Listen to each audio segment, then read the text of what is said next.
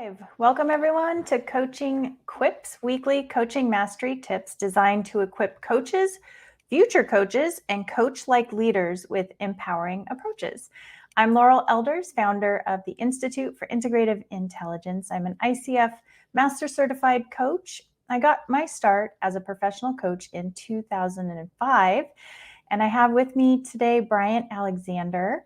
Bryant is a coach and works for us in admissions, helping people get aligned with a coach training option that is best suited for them and their organization. Bryant, welcome. Thank you. Thank you, Laura. It's good to be here. And this is week 3. Yeah. And I'm excited to learn from you. We got a really juicy topic today. So I'm ready to dive in. All right. And just a reminder, we also have with us Jill Aronoff. Jill is a leadership coach, and she's going to be here to answer any questions in the chat and comments. So as we dive into today's topic, feel free to place any questions you have there, and Jill will take good care of you. All right. So today's topic, the 3 types, titles, and styles of coaching. Okay. Yeah. So last week we covered the 3 layers of coaching mastery. So if you missed that one, Jill's going to place the link in the comments so you can bookmark it, come back to it later. That was a really fun, rich discussion. Mhm. And this week we're going to give our viewers a chance to consider the types of masterful coaching. And, it's really so that you can elevate your own style and process even further. Yeah. I think like you just said, like we talked about layers last week, and I think there was a lot there. Now we talk about types because I think that when we think of type, I think if you don't know anything about coaching, your immediate thought is like, oh, career coaching or executive coaching or, leadership coaching, but it's not what we're talking about. So this is going to be a really good topic as you're not only if you are already coaching, but also just if you're looking to figure out what type of coach am I looking for, what type of coach am I needing right now. Mm-hmm. So a lot of good stuff here to cover. Mm-hmm. Yes. All right. So diving in, let's start with the types. So there's 2 primary types of coaching: transactional and transformational. So just starting with transactional, think of transactional as more of the logistics. So measurable, attainable, very specific. It's the details. It's the action part of the coaching. Mhm. And then transformational, I mean, it's kind of in the word, right? Transformation. But it's really, could sum it up as shifting the relationship to what's going on. How is the relationship to my role as a leader? How is my relationship to you name it? So Mhm. it's really shifting someone's internal relationship, inviting the shift Mhm. into their own agency, into their own personal power, so that they're walking away feeling clear, renewed, inspired, and also has gained another level of insight into how they can show up in the world. Mhm. Yeah, I think you really speak to what has become popular today when it comes to transactional coaching. I think you're really speaking to career coaching because you're expecting to get a new job or you're expecting to get a good resume or work with a resume coach or a LinkedIn coach. Like it's very just like I can see the thing that I'm going to receive from this person. I know what I'm going to get. It sounds like when you describe transformational, it's a little bit more like you just know that you want to change your relationship with something. So it's going to do a deep dive on yourself and you don't know what you're going to come out with. So I Mhm. think that is a good differentiation of those two things because with transformational coaching, you're inviting, I guess, growth, right? You're Mhm. inviting change, and the coach is there to help guide you through it versus the transactional coaching is okay, like I know what I'm going to get, or I know what I'm supposed to be expecting, or what the outcome is going to be. Mhm. Yeah, exactly. And, I found that some people kind of discount the transactional, like, oh, well, that's just surface level. But my philosophy and what we teach is both. Mhm, Because you think about it, transactional brings the transformation to life. mm, So if I have this like amazing epiphany in coaching, and then I go off with, continue on with my day, but I don't anchor it into reality. When do I need to get that done by? What obstacles do I need to overcome to ensure success? mm, All those transactional pieces, the theory stays in theory land and mm, it isn't brought to reality. mhm, So I always like to say it's one thing to feel great at what you do, but it's another to step into your greatness more fully. So the mm, combination of both, the transactional and the transformation, is to me where the full magic can happen for someone. mm. Agreed, agreed. But I'm curious to hear, how do you maintain that balance, Laurel? Like, I think that you're going to speak to this, but what does that balance look like Like within a coaching session. within a coaching session? Yes. Yeah. So specifically, the way we see it show up is like there's a science, Hmm. an art, and a science. There's a science to the opening and setting a really good foundation for the agenda and the goal and exploring all the pieces of the agenda. And then you dive into the coaching where you're inviting the transformational pieces to come forward from the client. Hmm. And then after the client has had that shift, move into action. When, where, how. So we go back to the science. There's a formula. So it's really this dance between the art and the science of coaching. Hmm. Sounds like you got to be a skilled coach to do that. All right. So those are the primary types of coaching. Just, good to know for those that are new to the different types. Shall we dive into the styles? Of course. Okay. So the styles of coaching, I like to view more on like a spectrum versus a this is this and that is that. So we might have um, a different level of the style of coaching that we're adopting. The On the two ends of the spectrum, we see some coaching styles are more assertive and others are more gentle and playful. Again, it's a spectrum. And establishing your own style is what we call finding your coaching voice. So you are your unique you, and that's important. I'll give you an example of why. I was listening to Mary Morrissey speak. She's a motivational speaker. Hmm. And she was sharing how she had gone to see the Dalai Lama. And he gave a talk that day. And the next day, she was in a small group. And the woman next to her asked her a question. And Mary remembered what the Dalai Lama said and shared it. And the woman was like, oh my gosh. And Mary was like, no, no, no. That's what the Dalai Lama said. And the woman replied, but I couldn't hear it. Is the way you shared it. And so I love this story because it reflects the value that each of us are bringing to our clients because we are us. We are who we are. There's no other you. There's no other me. Hmm. So we are a true gift to our clients because of our uniqueness. We don't have to adopt a fake style. Hmm. Hmm. Yes. It's funny that you say that, mainly because I think that's the, I guess, benefits of coaching, not just for the client, but just for you becoming a coach. There is a self discovery process when you go through a coach training. There has to be a deep dive on understanding like you and what is authentic to you, Right. because up to certain points in your life, you have this fixed perception of like, this is just who I am. This is how I come up, or this is how I would like to show up in the world.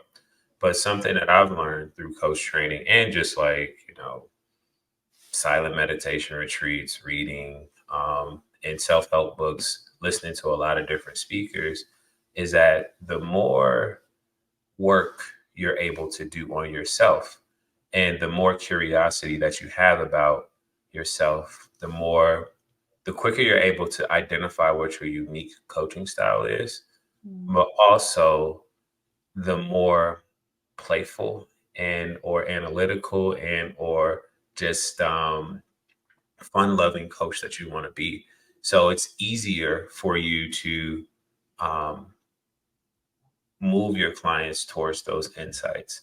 When you do the work on yourself, I believe the more transformational the coaching engagement is. That is very well put. Yeah.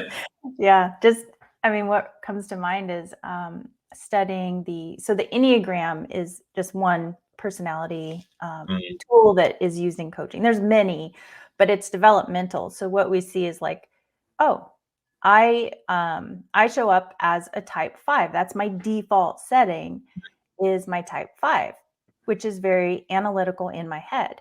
mhm, How is that an asset to who I am in my coaching approach, but also how's it a liability? Where does mhm. it get in the way?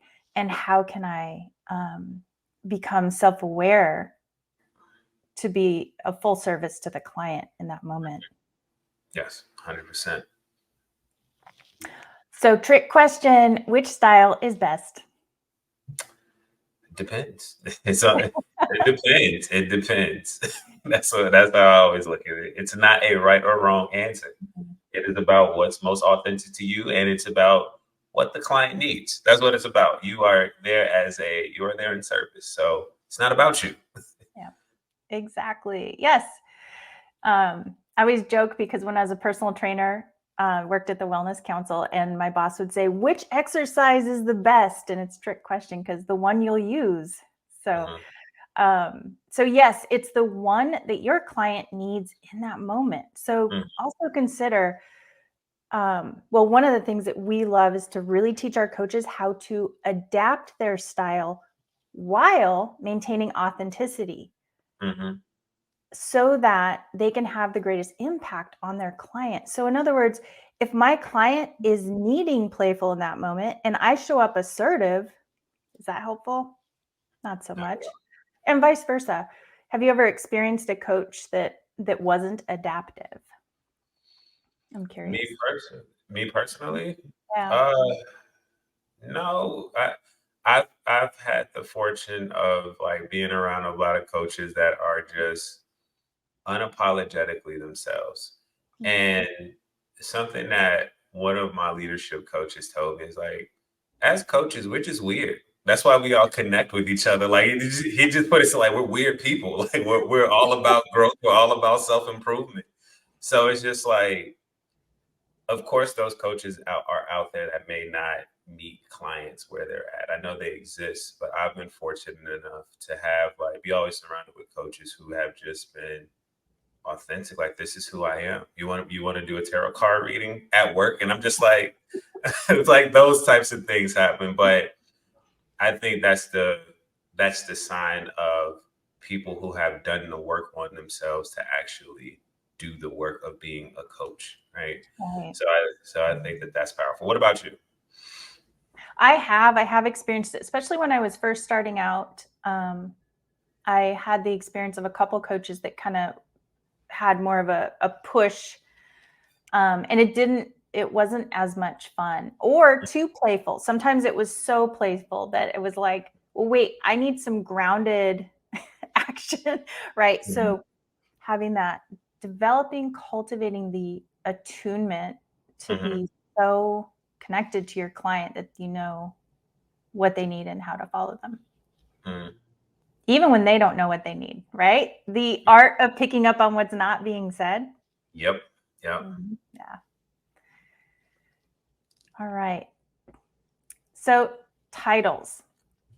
Let's dive into titles. I find that this is an interesting topic because there's, different titles floating around, and sometimes that creates confusion. So, first of all, know that a sports coach is very different than what we do as personal life and leadership coaches. Sports coaching, you're going to see motivation, pushing, teaching, guiding. I mean, there's a lot to sports coaching. Strategy. It's very very hands on. Coaches that are professional coaches are going to be trained, certified, or credentialed. So you've got training in the skills. Certified means that the coach has coached in front of someone else, a mentor, and the mentor says, yep, you've got the skills, you've got those dialed in. And they, if they pass a performance evaluation, they become certified. So the certification really, well, from an accredited school, really attests to that coach has proven they have honed the skills. So that's something to consider as well. And then credentialing is from the International Coaching Federation. Coaches can go on to earn an additional credential. And that is a 3-year credential with the option to renew. If the coach is getting continuing education, that credential is maintained. And they have to have graduated from a certain level of training to earn that credential as well. Okay. Laurel, I have a question for you. Yes. In today's era, right, there has been an influx of coaches. So with the descriptions that you just given me as far as like coaches and, like what to look for and how to identify them, how do I know if a coach is right for me? Or I'm sorry, better question. How do I know if this coach is qualified to work with me? So being that, well, this brings us to the third title. Mm-hmm. Is somebody's using the title coach that just represents the niche they're working in, they're not necessarily using coaching skills. Mm-hmm. So that does happen. So the first thing you want to consider is, what do I need? Do I need a coach who's helping me find my power from within and resolve my own questions and develop my skills? Or do I need a consultant that's providing advice? So double check with your coach. What are they actually doing? Are they taking you into that second journey, which we talked about? Mm-hmm. Or are they more advising? So just be really clear, what do you need? Then you can connect with that professional and just double check, what approach are they using and does that meet my needs? Gotcha. Thank you. Mm-hmm. Yeah, so in essence, those are the 3 types, styles, and titles. Oh, just wanted to point out the third style, assertive versus playful, is the adaptive style. Gotcha. So I wanted to add this. We get the question a lot, what is the difference between executive coaching and leadership coaching? So I thought we could just go there today. Just for fun. Sounds good. So one thing to consider when you're looking at the differences is in executive coaching, the executive coach is often hired by a company to take an executive through an entire process that includes a 360. There's purpose and outcomes well established. Return on investment parameters are established so you can track data and progress that's made. In leadership coaching, a leadership coach can be hired by a company or hired by the leader. It's more of a personal coaching program that the leader would be going through. Mm-hmm. So just in essence, know that executive coaches would be, they're trained in additional processes in more of a robust program. Leadership coaches are coaching the leader. It may or may not include that executive level. Okay. Is it a possibility that an executive coach can also be a leadership coach? Mm-hmm. Absolutely. Yeah. All the time. Gotcha. Yeah. There's a lot of crossover, but in essence, I found that sometimes those distinctions are helpful. Good. All right. So anything else before we wrap up today? I think this is really helpful. mainly in this era, like I said before, like it's a lot of coaches out there, especially on LinkedIn. Mhm. Um, and also with layoffs happening, I think it's good to understand what you're looking for next, because I think the immediate thought for most people who get laid off is, I need to get another job ASAP. And sometimes they'll find themselves in the same situation to where they may not really know what they're looking for. Maybe they haven't taken the time to think about, what is a pivot that I might want to have, or do I want to actually go into coaching? Like, I've been leaving, or coaching or anything else, I've been leaving this thing on the shelf for the last couple of years. I've been comfortable in my job, just got laid off. This is the opportunity for me to do it. Coaching comes into, um, I guess coaching is helpful in this situation, mainly because when you start to ask yourself those deeper questions about work life balance, what is all this for? Um, like, how can I do more purposeful work, or work that's more authentic to me? That is where coaching comes in my opinion, because you just getting another job, or someone just getting another job, is such it's a transactional piece to coaching. But sometimes I think ultimately in today's world, since the pandemic, is that we all want freedom. And I think that freedom is subjective to everyone. Freedom of time, well, autonomy of time, autonomy of work, autonomy of, what the people you spend your time around. I think that's all that we are all searching for in this time, in this day and age. And as a result, there has been a surge of coaches, but understanding the type of coach that you want is pivotal in helping you understand the next steps that you want to take, personally and professionally.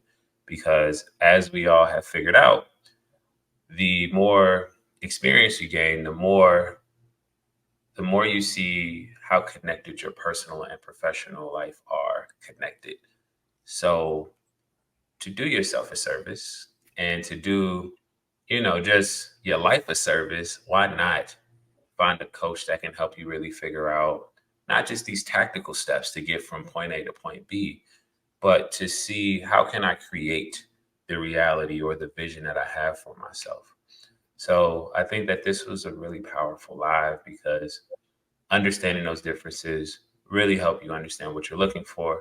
And when you understand what you're looking for, then you're able to really start to carve out the vision of what you want for yourself.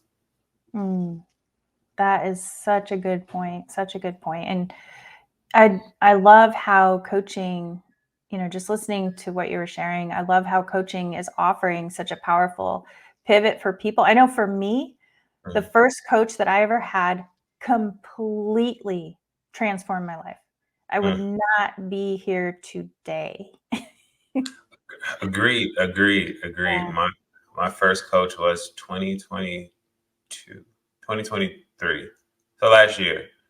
And I had worked passively with coaches, kind of like they just did it for free. But when I actually like paid Mhm. for it, and like I had to show up every week, it's one of the biggest reasons that I actually quit my job, to say that, hey, let me stop playing around with coaching. Let me understand what's going on in my body when I am coaching, and Mhm.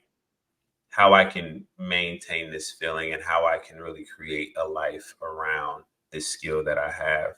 So, and that was all due to me really engaging with a executive coach, and that was life changing. And it's been a journey since.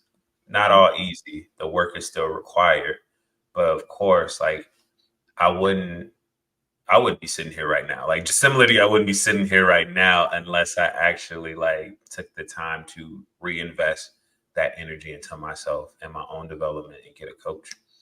Mm. Yeah, Yep. I love it. So I am also excited because we have an offer for everyone today. And actually, this is a perfect segue because Bryant, I was telling you how my life was transformed by my first coach, and that was Sandy Hogan. And she passed away in 2019. She'd become a dear mentor of mine as well. But because of that, her husband started the Sandy Hogan Legacy Scholarship Fund. And the donors into those funds have given us the opportunity to offer scholarships in our upcoming March 22nd Coaching Fundamentals. So this is a one-day coaching intensive. So if you're interested in a scholarship spot to fundamentals, we've got a spot for you. So that's pretty exciting. We will be capping it, so first come, first serve. So if you're interested in that, reach out to Bryant here on LinkedIn. If you're watching us from another platform, you can email admissions@integrativeintelligence.global and mention this E-Quip to scoop up your spot. Last thing I say, I am in the level 2 coach training program. So I'm going through my IC. I will begin to go through my ICF credentialing really soon. So if you have any questions, I can tell you firsthand as far as the program and me having my own coaching business. I can tell you firsthand how the program has helped me, or answer any other questions to ease your hesitancies around joining a coach training program. Yeah, great. Thank you so much. All right. We hope today's mastery tip has been a lantern to your path with coaching. It's our mission to elevate human potential through the art and the science of masterful coaching. So if you're an individual or organizational leader seeking to bring coaching into what you do, reach out. We are here to help. Bryant is here on LinkedIn. Again, admissions@integrativeintelligence.global. We provide these programs to support you and your organization on your journey into coaching excellence. We also help companies increase business performance and leadership impact by developing coaching talent and creating coaching cultures. And we do this in 3 ways. So the first is we understand your organizational vision and leadership aspirations. We then help you design a program that's aligned with your aims. We also provide methodologies rooted in our integrative intelligence, leading edge approach. More on that next E-Quip. And we also supply you with coaches through our network partners that support your organizational health while you build your internal capabilities, or we help you augment them as you grow. So learn more, visit us at integrativeintelligence.global, and we'll see you in the next E-Quip. See you all next week. Thank you.